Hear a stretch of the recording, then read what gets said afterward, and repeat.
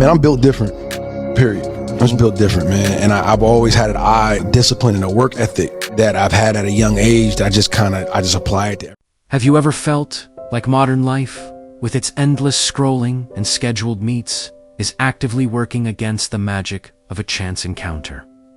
What if there was a place designed to bring that magic back? A city built not just with bricks and mortar, but with the specific intention of creating love stories.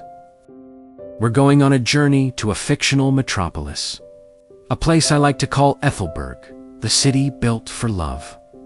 Imagine stepping off a train, not into a chaotic, noisy terminal, but into the grand concourse of serendipity. The architecture itself is designed to slow you down. Instead of straight, efficient pathways, you find gentle, meandering routes that flow around cozy reading nooks, small art installations, and single Oregon coffee stands that only serve 2 people at a time. The acoustics are intentionally softened, so you can actually hear the person next to you. It's a space where bumping into someone isn't an annoyance. It's an invitation to a conversation. Let's leave the station and wander into the heart of Ethelberg.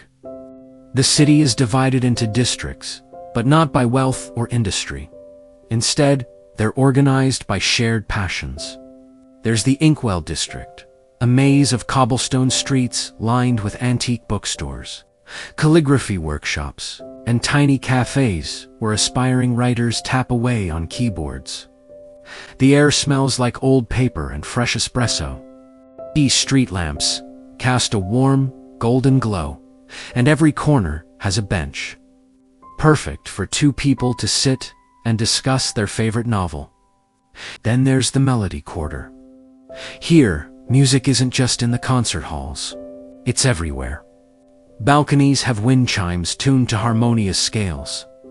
Public parks feature duet pianos, 2 pianos placed back to back, encouraging strangers to create a spontaneous symphony. You might be humming a tune, and suddenly you hear someone across the square humming the harmony. Instead of blaring car horns, the soundscape is a gentle mix of string instruments, soft singing, and the rhythmic clatter of dance shoes from open-air tango circles. One of Ethelberg's most unique features is its transportation system, known as the connection carriages. These aren't your typical subway cars.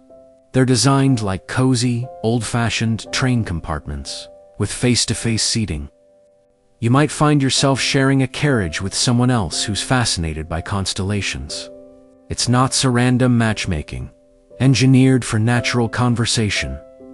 The journey becomes as much a part of the experience as the destination. Now, let's talk about the parks. They're not just green spaces. They're gardens of shared moments.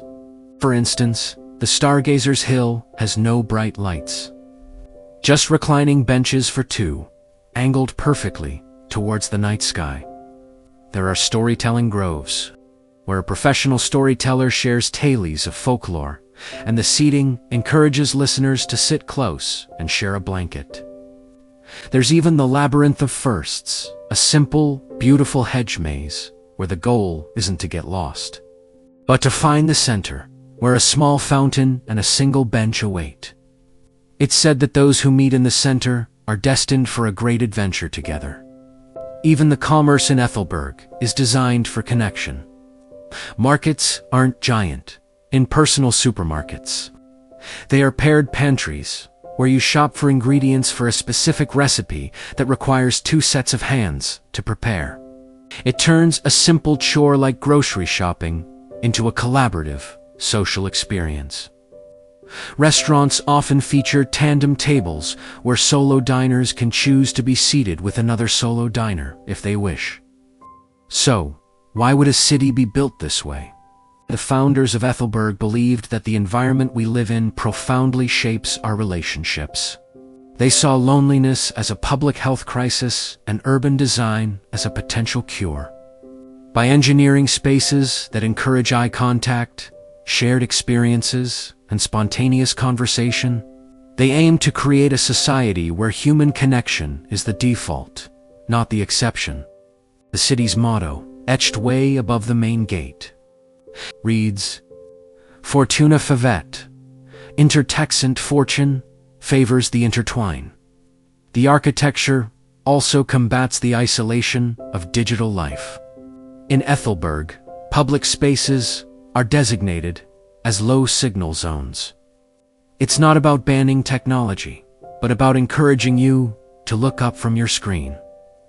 You won't see people walking around, absorbed in their phones. Instead, you'll see them looking at art, at the sky, and most importantly, at each other. The city's planners understood that boredom is the mother of connection. When you don't have a screen to distract you, you start to notice the world and the people around you. Of course, Ethelberg isn't a utopia. Not every chance encounter leads to a lifelong romance. But that's not the point. The point is to create a fertile ground for all kinds of connections, friendships, creative partnerships, and yes, epic love stories. It's a city that reminds us that the most beautiful moments in life are often the ones we do unplanned for. It's a testament to the idea that with a little intention, we can design a world that's a little less lonely and a lot more magical. What do you think? Would you want to live in a city like Ethelberg? What features would you add to a city designed for love? Let me know your ideas in the comments below. I'd genuinely love to read them. It's a fascinating concept to think about, isn't it? How our surroundings can shape our hearts. Thank you so much for joining me on this imaginary trip today. If you enjoyed this journey, please give this video a thumbs up and subscribe for more explorations into fascinating ideas. See you in the next one. End of transmission. Reality will now resume. Man, I'm built different, period. I'm just built different, man. And I've always had an eye, discipline, and a work ethic that I've had at a young age that I just kind of